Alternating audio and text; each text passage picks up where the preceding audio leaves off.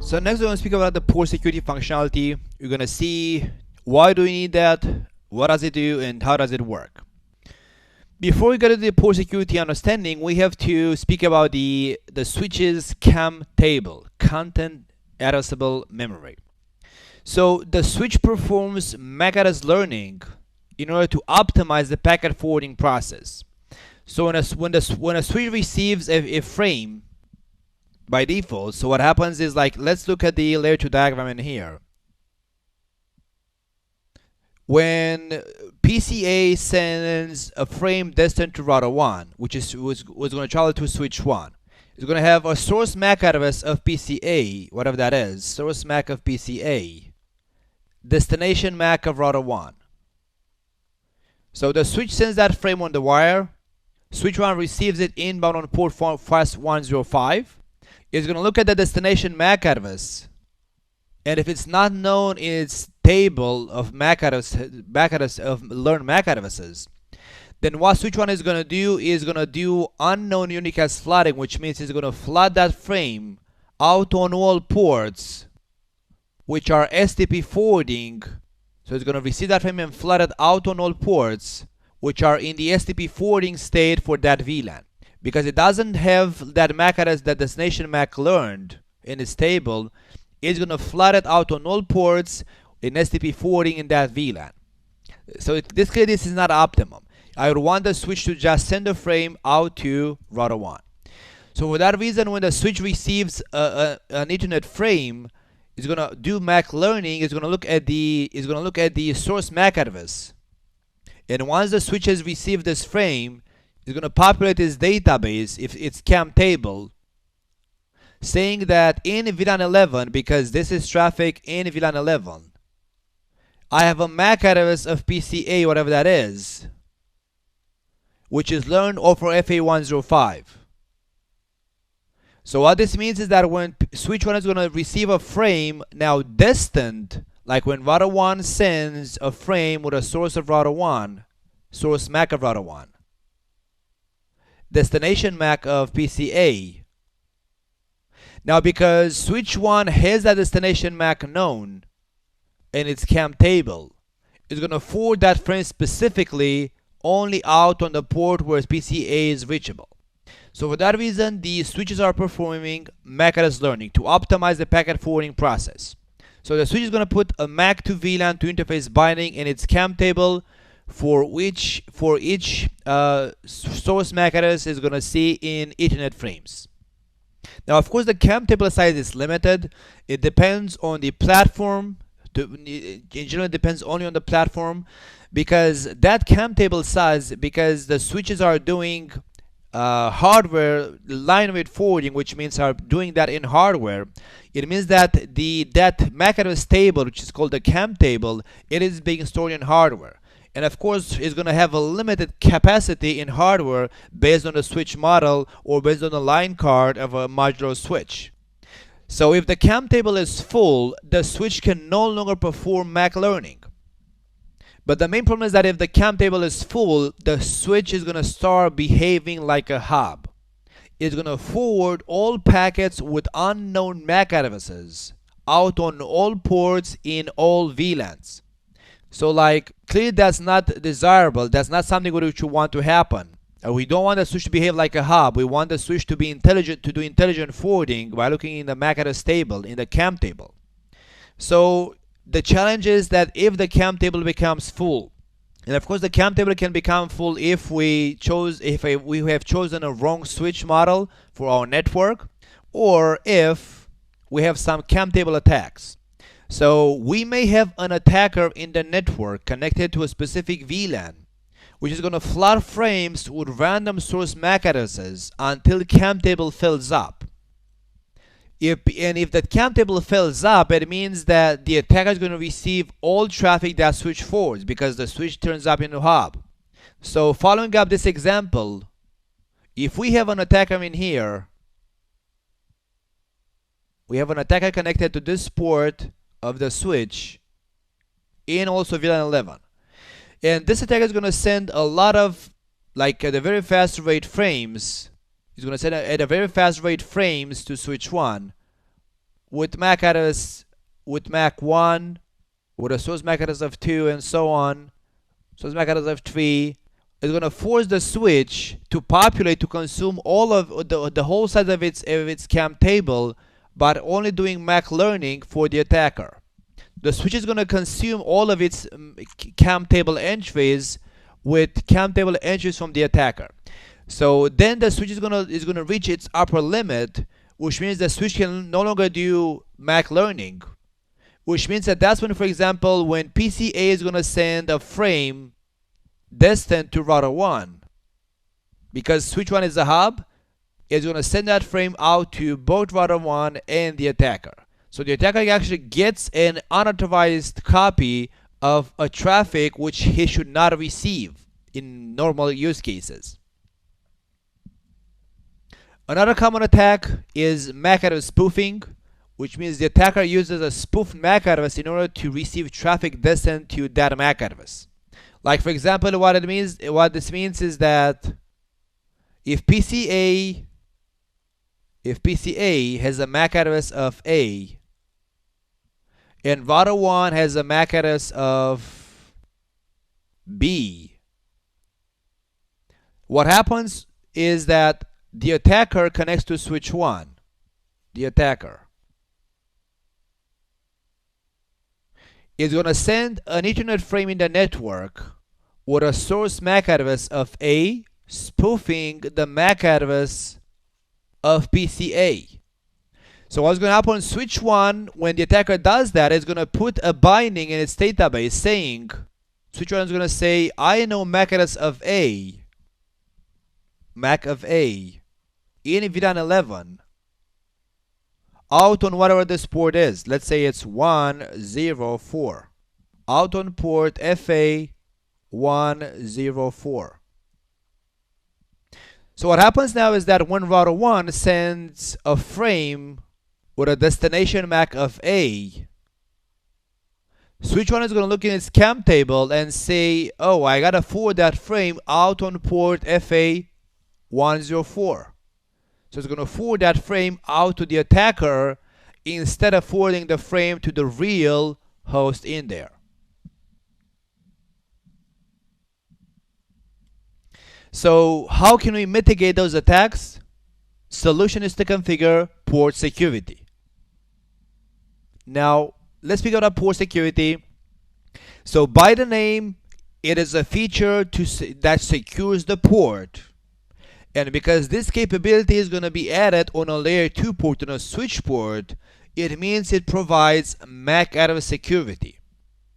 So port security is aimed to limit the number of MAC addresses that can be seen on a port.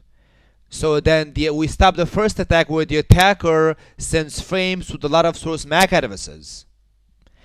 And also it controls which MAC addresses can be seen on a port, which means we stop the second attack where the attacker cannot spoof the MAC address of a specific user. Now, once port security is enabled, the switch is going to dynamically learn the allowed MAC addresses. So what this means is that once we configure in here, let's say on this port and on this port, port security, by default the switch doesn't have static MAC addresses configured for PCA and for router 1. As traffic is received inbound from each of those two hosts, the switch is going to dynamically learn the MAC addresses allowed to send frames inbound on those ports by default. Optionally, what you can do, because of course this may not be secure enough for you, optionally you can configure the switch that allowed MAC addresses. You can configure the allowed MAC addresses to be statically defined. So you go on switch 1 and you say that on port FA105 I only allow traffic to be seen with a source of MAC of A, which you know that that MAC address belongs to PCA. you statically define the MAC addresses, you don't let the switch dynamically learn them. And like as you go on port FA101, you enable port security, and you statically state that on that interface, I allow traffic to be received only with the MAC address of B, which you know that that MAC address belongs to router 1. So that's the second option. You go on the switch and you statically define which MAC addresses are allowed on which ports, instead of allowing the switch to dynamically learn those MAC addresses. And of course, that's going to be a lot of overhead configuration-wise. Or the third option is that you can dynamically learn the MAC address still, but via sticky configuration, those MAC addresses can become static. So that's ideally the option you would want to use, where you configure port security on those ports, and you enable sticky configuration, sticky, which means dynamically learned MAC addresses are going to become sticky, which means like static. So what happens is that when PCA sends a frame in the network with its source MAC address of A, and router 1 sends a frame in the network with its source MAC address of B, then the switch is going to dynamically, of course, learn those MAC addresses of A and B, and it's going to automatically configure those MAC addresses as static, as you would have do it via static configuration. This is clearly way better because it's a kind of static configuration, but after the MACs have been dynamically learned. So you don't have to actually go on the switch and statically define the MAC addresses. You just enable sticky feature of port security, which means the switch, as it sees the MAC addresses in as it sees frames on those ports, is going to learn the MAC addresses and is going to configure them automatically as static MAC addresses on those ports. Now let's see what happens port security policy violation. So a violation occurs when the configured maximum number of MAC addresses that can be seen on a port has been exceeded. Or of course, when the configured MAC addresses that have been configured, when traffic is received with unallowed MAC addresses, pretty much. So in two cases, where the violation occurs, so either when the configured maximum MAC addresses on the port has been exceeded, or when the traffic that is being received is received with disallowed source MAC addresses. In either of those two cases, because as I said it before, you can limit with port security both the number of MAC addresses and which MAC addresses. So it means that if on that port you receive, you've exceeded the configured maximum number of MAC addresses, or traffic is received with disallowed source MAC addresses, then violation occurs. Which means when violation occurs, the switch has to take action on that port. We have three main actions. It's also one more, but three main types of actions is going to be protect, restrict, and shut down. Now what protect means is that the switch is going to drop traffic from the violating MAC address. So like for example, if we have configured this port for port security, and on that port, let's say we allow one MAC address only, and only if the MAC address is A. So what this means is that if the switch sees on that port traffic inbound with a source MAC address of something else, of C, if the violation action is protect, it is just going to drop that frame. That's what the switch is going to do. If violation action is restrict, it's going to drop the frame and also generate SNMP and syslog message, because you would want also to get notified that somebody is violating your policy. And shutdown is going to put the port into error disabled state, which is going to be logical shutdown of the port. So no traffic works whatsoever at that point, and it's going to generate an SNMP and a syslog message. Now, once the port goes into error disabled mode, how can we recover the port from that mode? is that the port can be manually recovered via shutdown, no shutdown, or it can be automatically recovered via the error disable recovery feature. So you can configure the switch to automatically do like a pseudo shutdown, no shutdown, and recover all error disabled ports at specific intervals. Now let's speak about the port security default state. So once port security has been enabled on the port, by default, if no further action is taken, a single MAC address is allowed, and the MAC address is dynamically learned, and the default violation action is shut down. Which means that if we want to configure port security on a port, we just have to enable port security at the interface level. And if we're not happy with the defaults, then we can optionally change the number of allowed MAC addresses from 1 to whatever we want, or we can statically configure the MAC addresses or use sticky mode, or also you can change the violation action from shutdown to protect or restrict. Now verification wise, you verify the port security on the switch with show port security or show port security address, and you verify the port security specific configuration of a port with show port security interface and the interface number. So given our example in here, let's configure port security on this port facing PCA.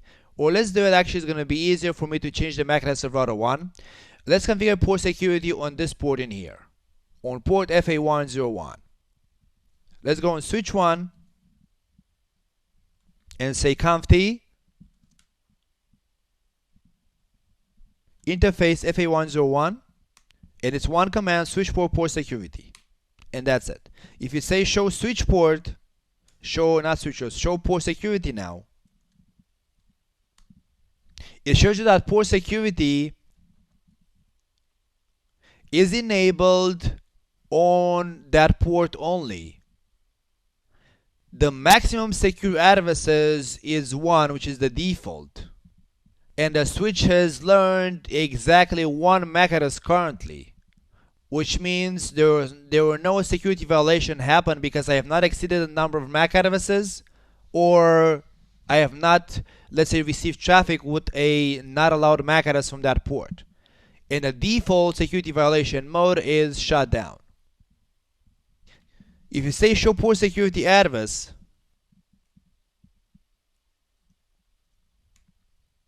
it's going to show you the same output in different format. It shows you that for VLAN 11, I have 1 secure MAC address via port security, and that MAC address was learned dynamically because I have not configured that MAC address statically, and that MAC address was learned on port FA101. This is a more of an advanced topic, the age of that MAC address. If you say show port security interface FA101, you see a detailed version of exactly how that port runs from port security mode. First of all, it is port security got enabled as a result of my switch port security command.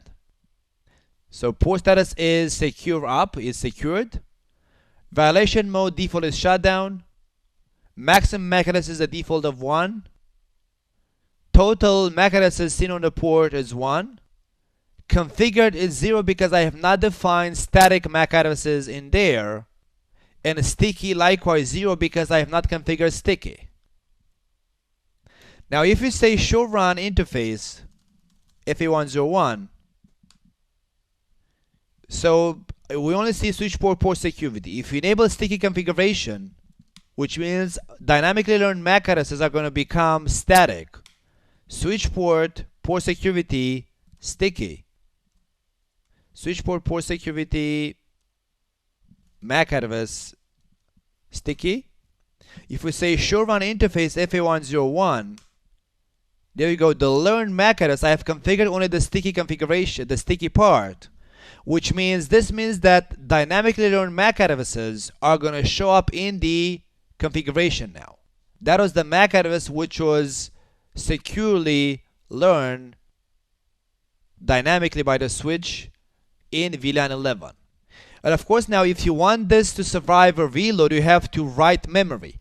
So after you have enabled sticky, you let the switch to learn all MAC addresses. They become static in the configuration of the switch, but you have to go on the switch and say write memory, because otherwise, if now I'm going to reload, that command is not going to survive the reload because it's not in show startup config.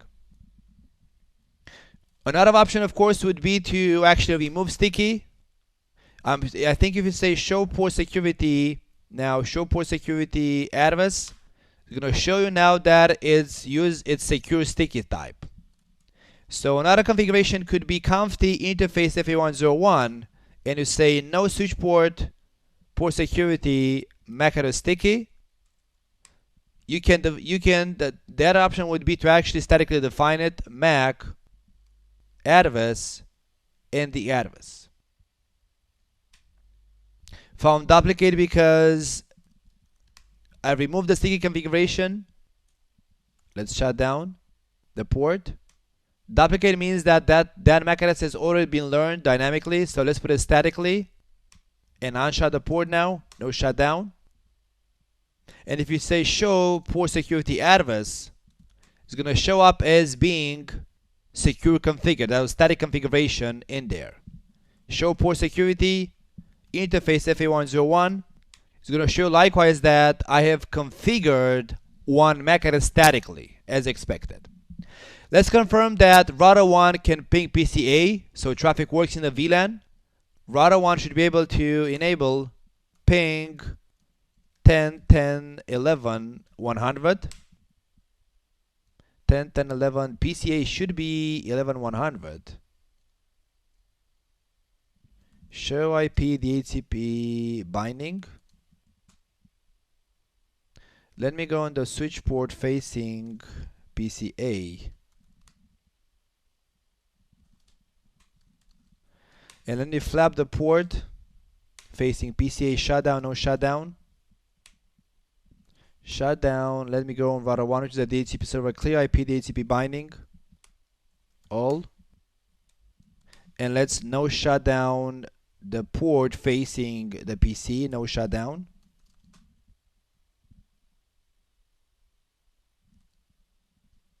Show spanning tree interface FA105. It is forwarding. Let's see if the PC got an IP address from the DHCP server. It did. Let's see if I can ping PCA now.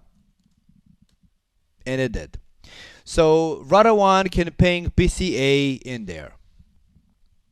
Now switch 1 uses that configuration as we saw before. So show port security interface FA101. Now switch 1 uses the default violation of shutdown. In the default, it allows only one MAC address, and that has been statically defined. Now let's go on router 1 and change over the MAC address of router 1. I'm going to change the MAC address of router 1 to something else, to AAA something, which is going to cause violation to occur because when router 1 sends a frame to switch 1 with a source MAC of AAA, violation is going to occur because switch 1 allows only one MAC address on that port, which has been statically defined to be the initial MAC address of router 1 on that port. Interface gigabit, that's interface gigabit 00 in there. Let's say MAC address AAA, AAA, AAA. You're gonna flap the port to change the MAC address. It went back to up, but it went back to down because of port security failure. If you go on switch 1, it says that port security violation occurred caused by MAC address of AAA on port FA101. As expected, because per my configuration, a violation has occurred. I've exceeded the number of MAC addresses, and the MAC address which the switch has seen, it was not the configured one, so violation has occurred. So if you say show port security, it tells you now that on port FA101, one violation has occurred, which means the port is in error disabled state. If you say show IP interface brief, and if you say include 101, it shows that to be like in error disabled in logical down state. If you say show interfaces status error disabled, it's going to show you that that port FA101 is in the error disabled status because of port security violation. So as I said, we can either recover this port manually with a shot no shot, or by configuring port security error disabled recovery.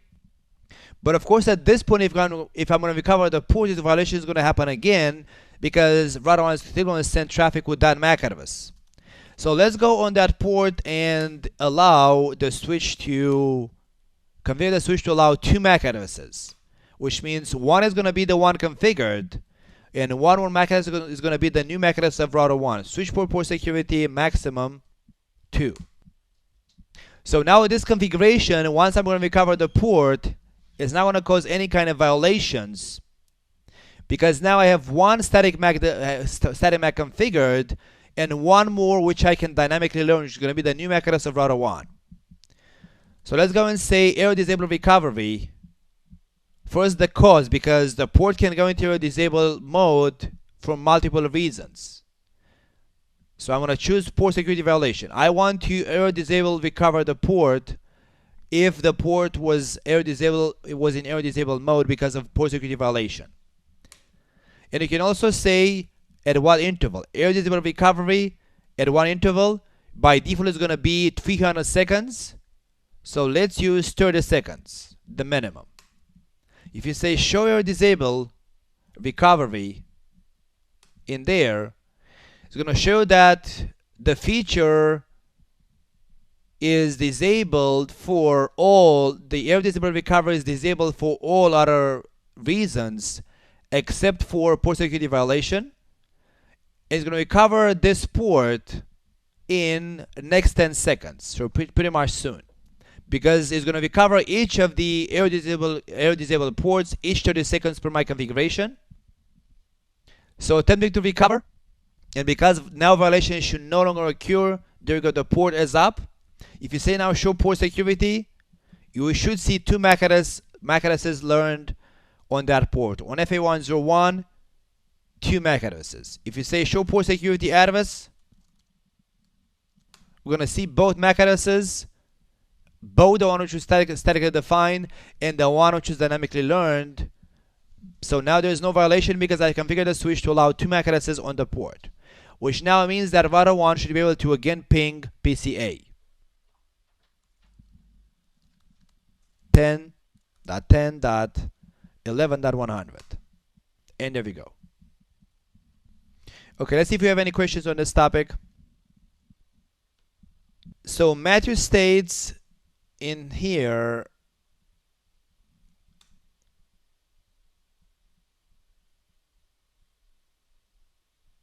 that just one more AA question. Can you land and get exec mode on ASA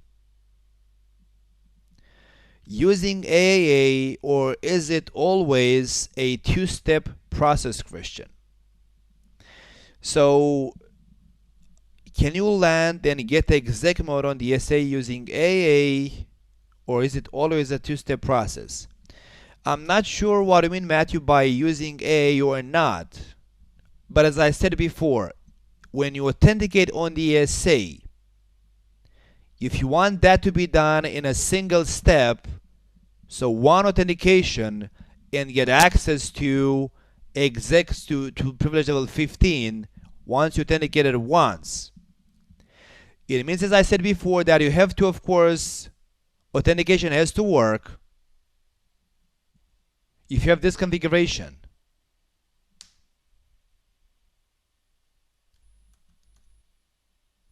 And you have username CISCO, password CISCO, privilege 15. This configuration, you authenticate via SSH on the SA, you get direct access to level of 15. Because authentication is done via local database, that username, and then exec access, that configuration is it tells you that exec access is via the local database, and auto enable means If the user has a level 15 assigned, then grant access upon connection, upon authentication, to level 15 directly. Another way could be this configuration.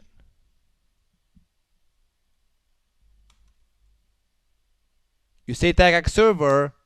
So with this configuration, it means that once you get authenticated via SSH through TAGAC server, if the TAGAC server is configured with the default privilege level to assign to that session, then again you get direct access to level of 15. But the challenge is that with this configuration, there is a challenge in here, because if the TAGAC server is available and it's configured to get you direct access to level of 15, it is going to work because of that command. But if the TAGAC server fails for whatever reason,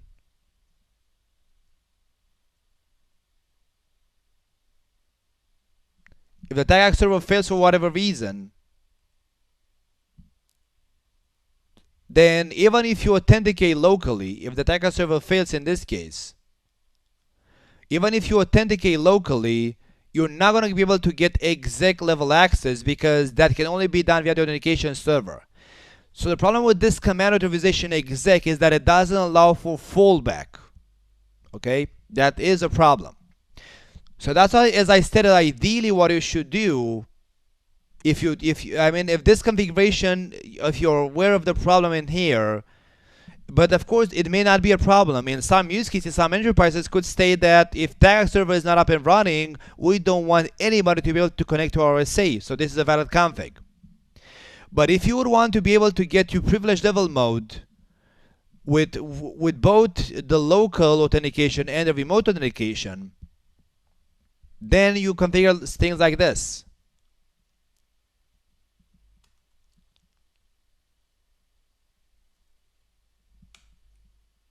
And you say AA authentication enable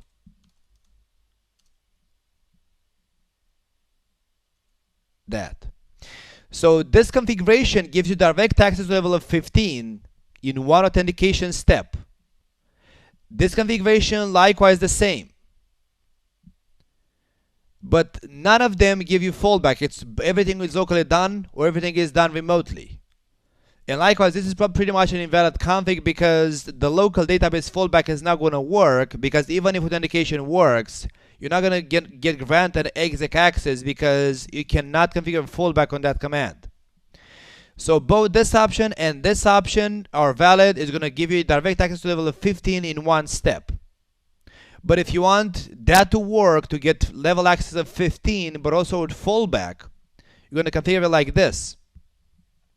Which means you're going to get authenticated via TAGAX or local, but you're going to always get access to a level of 1, no matter what you do, regardless of the local privilege of the user or regardless of what you configure on the ACS server. So then to get actually level of 15 access, you have to do the authentication enable step, to do one more authentication, one more step via the enable password. And of course then use the TAGAX enable password or the local username configured password. So this is a two-step process with this configuration to get access to 15, but it's guaranteed to work with the fallback. So in this configuration, you're going to be able to get level of 15 regardless of the TAGAX server is up or it's not up. But it's going to be done in two steps.